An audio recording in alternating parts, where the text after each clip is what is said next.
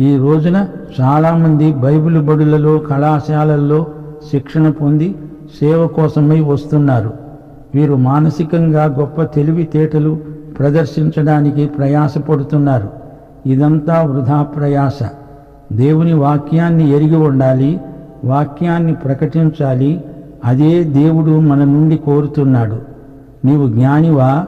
నీవు మేధావివా? నీవు వెర్రివాడివవుతావు. ఈ లోకజ్ఞానము దేవుని దృష్టిలో కేవలం వెర్రితనం. జ్ఞానులను వారి కుయుక్తిలో ఆయన పట్టుకుంటాడు. జ్ఞానుల యోచనలు వ్యర్థములని ప్రభువుకు తెలుసు అని రాయబడి ఉన్నది. కాబట్టి ఎవడూ మనుష్యుల యందు అతిశయించకూడదు. తెలివితేటలు కావాలా? బడికి వెళ్ళి చదువుకో. జ్ఞానం కావాలంటే మోకాళ్ల మీద పడి దేవుణ్ణి అడుగు.